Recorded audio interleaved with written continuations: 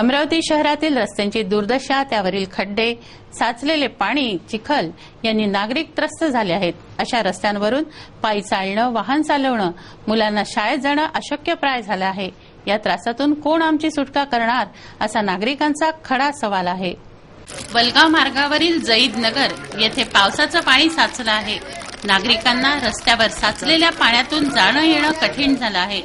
पाय फसतील असा चिखल येथे आहे, तर संपूर्ण रस्त्यावरच पाणीच पाणी आहे. हे पाणी टाळून मार्ग काढता येत नसल्यानं या घाणेरड्या पाण्यातूनच नागरिकांना ये जा करावी लागते आहे. नागरिकांच्या घरापर्यंत हे पाणी गेलं आहे. पाऊलभर साचलेल्या पाण्यातून सगळे व्यवहार सुरू आहे. या घाण पाण्यातूनच विद्यार्थी शाळेला जात आहेत. पावसाळा असल्यानं सध्या पाऊस हा राहणारच, तेव्हा आणखी पाऊस आल्यानंतर काय होईल या कल्पनेने तेथील नागरिकांच्या अंगावर शहारे येत आहेत. या पाण्यात डास व हानिकारक जीवजंतूंचं साम्राज्य व्हायला वेळ लागणार नाही. अशा वेळी नागरिकांचं जीवितही धोक्यात आहे. यापासून आम्हाला कोण सुटका देणार, असा परखड प्रश्न नागरिकांनी विचारला आहे. यहाँ का जो मसला है कि पानी का तुम देख रहे हैं कि स्कूल को बच्चों को जाने के लिए जगह नहीं, यहाँ पर ये बच्चे खड़े हैं और ये यही रोड है. अभी इमरान अशरफ यहाँ आके गया, बोले 2 ट्रक और डाल देता बोले यहाँ पर. और यहाँ का जो आमदार साहब है, आमदार साहब ने भी कुछ विकास नहीं करे यहाँ का. कभी आके देखी नहीं यहाँ पर कि यहाँ रह करके लाइट बंद रही थी, अंधेरे में आ नहीं सकता यहाँ पर आदमी. चौधरी साहब ने मट्टी डाल दी लाके. हाँ, आप बिच्छू निकलते यहाँ का मसला देख रहे हो तुम. अभी सामने रमजान लग रहा है. चौधरी साहब ने मट्टी डाल दी. घरों में पानी घुस रहा है, पूरा घरों में पानी, तकलीफ हो रही है. बच्चों को स्कूल जाने को नहीं मिल रहा बरोबर. किसी को तकलीफ है, बच्चे से लेकर रात से पानी, बड़े बच्चे सब बुढ़े सबको खराब. यहाँ पर तकलीफ आता है, हम गिर जाते, हमारे बच्चे गिरते, मुसीबत बहुत हो रही है. पानी आके जमा हो जाता और हमारे बच्चे भी गिर जाते. घरों में सांप आते, चरिंदे परिंदे आते. कोई दवा खाना जा नहीं सकते. यहाँ ऑटो नहीं आता, रिक्शे नहीं आते, कुछ नहीं आते. बैठे के बैठे रहना पड़ता तड़पते. स्थानिक संस्था कर बुडवून व्यवसाय करणाऱ्यांवर संस्था पथकानं आपली करडी नजर रोखली आहे. मंगळवारी एका ठिकाणी धाड घालून एलबीटी पथकानं कारवाई केली होती. बुधवारी या पथकानं धाड घालून 1,70,000चा माल जप्त केला आहे. इतवारा बाजारातील महालक्ष्मी टाइल्स या प्रतिष्ठानाचा माल ट्रकमधून आला. मात्र हा माल अमर स्टोअर्स येथे उतरवण्यात येत होता. त्याचवेळी स्थानिक संस्था कराच्या पथकानं GJ10W6751 क्रमांकाच्या ट्रकवर धाड घालून माल जप्त केला. यामध्ये 1,70,000चा माल होता. दस्तऐवज नसल्यानं मालकाला 10 पट दंड ठोठावण्यात आला आहे.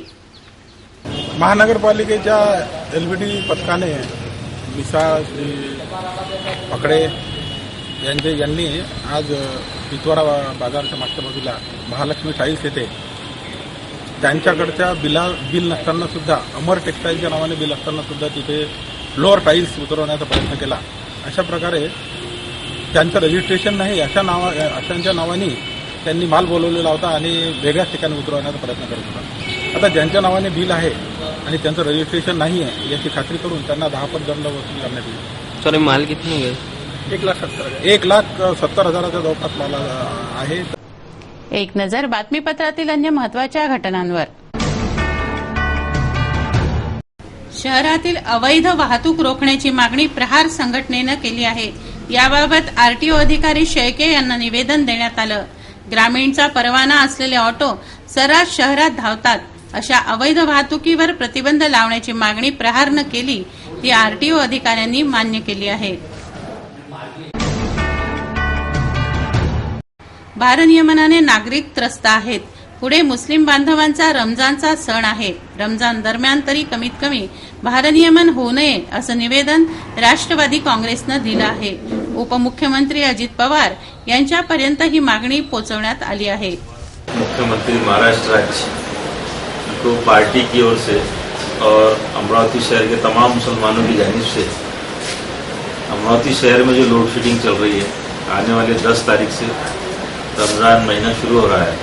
ये हमारा रहमत वाला महीना है, बरकत वाला महीना है. इसमें 30 रोजे रखे जाते हैं. इसकी वजह से मुस्लिम क्षेत्र में जहाँ भी जो हमारे छोटे छोटे एरिया है वहाँ पे लोड शेडिंग ज़्यादा की गई है और अमरावती शहर के हर भाग में लोड शेडिंग की वजह से लोग परेशान हैं। तो रमजान महीने में लोग इबादत करते हैं, घरों में बच्चे जो रोजे रखते हैं उनको तकलीफ ना हो, इसलिए अजीत दादा पवार साहब से एक आज अपना पत्र देकर उन्हें विनती किया गया कि भाई अमरावती शहर में लोड शेडिंग जो एक तरफा लोड शेडिंग है वो बंद कराई जाए, ताकि तमाम मुस्लिम भाई हमारे आपके आभारी रहेंगे और इससे पार्टी को लाभ मिलेगा, पार्टी की उन्नति होगी। और हम राष्ट्रवादी के कार्यकर्ता होते हुए आपसे विनती करते हैं कि ये हमेशा के लिए हमारा मुस्लिम क्षेत्र का लोड शेडिंग बंद करें। हे बातमीपत्र एवढ्यावरच थांबवूया. पुन्हा एकदा आजच्या ठळक बातम्या. पद्मश्री प्रभाकरराव वैद्यांना आधारवड पुरस्कार जाहीर. 5 जुलैच्या सोहळ्यात होणार सन्मान. अल्पवयीन मुलीचं आत्मदहन, वडिलांच्या रागावण्यावरून घेतले पेटवून. जळीत नगरात साचले तळे, नागरिकांचे आरोग्य धोक्यात. त्रासातून मुक्ती देण्याची नागरिकांची मागणी. सिटी न्यूजच्या वृत्ताचा परिणाम, मुलीवरील अतिप्रसंग प्रकरणी आमदार राणा यांची तीव्र प्रतिक्रिया. महेंद्र कॉलनी वासियांचा पोलीस आयुक्तालयावर विरोध मोर्चा. आणि एलबीटी पथकाची कारवाई. 1,70,000 माल जप्त. कागदपत्र नसल्यास 10 पट होणार दंड. वेळ झाली आहे आपली रजा घेण्याची. आपणास काही माहिती द्यायची वा काही सुचवायचे असेल तर आमच्याशी थेट संपर्क करा. आमचा पत्ता सिटी न्यूज कार्यालय, धनराज लेन, सक्कर 7, अमरावती. आमचा फोन नंबर आहे 25703236 आणि वेबसाईट पत्ता आहे www.citynews.net.in. अचूक, सडेतोड आणि निर्भीड बातम्यांसाठी बघत राहा फक्त सिटी न्यूज. नमस्कार.